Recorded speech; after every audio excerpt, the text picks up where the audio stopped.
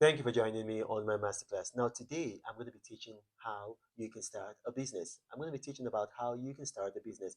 A lot of people are under the impression that they can't start businesses and that not everybody can be in business, and that's not true. Everybody can be in business. The thing is, you have to understand the principles. If you don't understand the principles of being in business, it's going to look very difficult for you. It's just like mathematics. If you have a bad mathematics teacher who doesn't teach you the principles, the building blocks, the foundation of mathematics, you're going to be afraid of mathematics and it's going to look difficult for you. But when you find a teacher that breaks it down, makes it simple for you, you understand mathematics and then you just ace it. Listen, if you want to get a job, what you do is that you look for a vacancy and you fill that vacancy and then you get paid. And it's the same thing with business. If you want to be in business, what you do is that you look for a need and then you meet that need and you get paid a profit. So that's business. It's basically the same thing as a job. You see, the same effort that you put into getting a job, you can put similar effort and you start a business, and that business will be successful. Now, I have several businesses.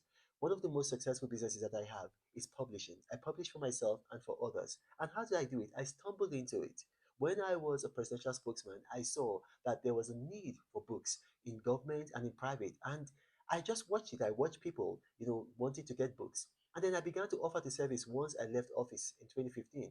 And then it became bigger and bigger. So I started publishing for myself. I got a number one best-selling book, and I started publishing for others because I saw a need. When you see a need, don't just walk past. See how you can feel it. Everybody on earth, God gave everybody on earth birth gifts and talents. Where your talents meet the world's needs, that is your sweet spot. That is where your business is. So don't think that you can start a business. You can start a business with anything. You can start a business with even teaching people how to dance. You can start a business with even comedy. You can anything at all that your birth gifts, where it meets the needs of the world. That's your business. That's your sweet spot. And I'm going to tell you, start using your imagination, not to worry, but to think, to strategize. Just think, because even if you cannot find a need and you feel it, what you can do is you can create a need where there was no need. You can create a need. I'll give you a very good example. Someone like Steve Jobs. Before Steve Jobs, we didn't know that we needed an iPod. Nobody felt that we needed an iPod. But then he created this magnificent tool and then he demonstrated how to use it. And then we just saw the need for it. And then that was a business. So I'm going to give you an example. There are two things that you should consider for businesses. One, sustainability, and then scalability. Once you can manage those, once you can understand those, you can get into any business. Now, what's sustainability? Sustainability just means that you can see a need and feel that need and then continue to maintain the pace of filling that need. So that means that there is a sustained rate that you can maintain.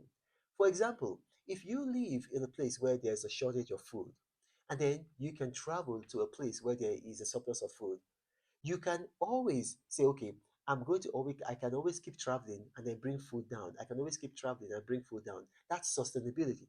Because the place where there's a surplus, you have access to that place. You don't need a visa. You can easily go there. And then the farmers are always growing, so there's always food there. So that is that you've got a place where you can get your supply from. And then you've got the place where there's a shortage of food. And then you've got people there, there's population there. That's your market. So you can always go to your supply and then bring food from your supply to your market. So that's sustainable. That's sustainability. You can sustain that pace. Now, what's scalability? Scalability means that you can increase your output. You can increase your output while reducing your cost. So you can increase your output while reducing your cost. So for instance, maybe you go to this place where you have a surplus of food because it's the rural area, you got a lot of farmers there. And then you've been going there to buy vehicle, to buy maybe like beans, rice, corn, maize, but you've been going there with just one vehicle. Or maybe you've been going there with probably maybe a donkey. But then after selling in the market, you realize enough money, and so you decide to buy maybe two other vehicles, or you decide to buy three other donkeys. And so you have more opportunity to buy more goods and then take them to the market. That's scalability, because now you're buying more goods and then you're bringing it to the market. You have the opportunity to make more profit. And because you can make more profit, you can reduce your cost. That is scalability. Now, anybody can do that. Anybody can do that. I'll give you a very good example. If you live in Kibera, which is the biggest slum in Africa, which is in Kenya. And I've been there and I've taught there. I've trained people there. You can actually go to the hinterland of Kenya and then buy grains and then bring to Kibera and sell. That is a business because there is a need for food in Kibera and there is a place where you can get supply. And then you can actually look for capital. Why can you get capital? You can sell your phone, your expensive phone, and then you can buy a cheaper phone, or you can even just sell your phone and use the money as capital. That is a business. So don't think that you cannot start a business. And I hear a lot of people saying to me that, oh, if we all go into business, who is going to be an employee? Look, in the olden days, a long time ago, if you read in the Bible, if you read in biblical times, everybody was a businessman. So you were a farmer, another person had like a mill, another person had like, you know, a place where you could water your animals, your farm animals, and then another person was a baker, another person was he had a vineyard. So basically, you had a business where you were a farmer. If you needed wine, you traded some of your goods, trade by barter, with another person who had wine.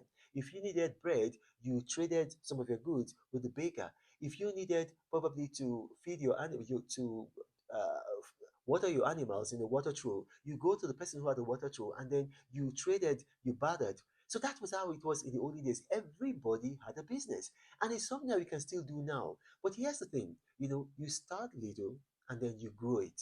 So don't be afraid to take a loss to be the boss. Anybody can start a business, and it's very simple. Like what I told you, you find a need and you feel that need. And then when you find the need and you feel that need, you think sustainability. And once you've been able to achieve sustainability, then you think scalability. And once you have scalability, then the business is running by itself. Now, my name is Renan Omokri, the Apostle of Prosperity. If you've watched this and you have questions arising from this, what you can do, you can put your questions in the comment section of this video. My staff are going to bring them to me and I'll respond to each and every category. But you got to remember, I do not have a WhatsApp or a Telegram channel or Gmail email address. Thank you for watching and may God bless. But Reno travels all around the world. I hope you get inspired about what you see. Apostle of greatness, Reno is a master. Only one man against the whole world in large. Fighting with the monsters, poverty I can't stand. That's why Reno is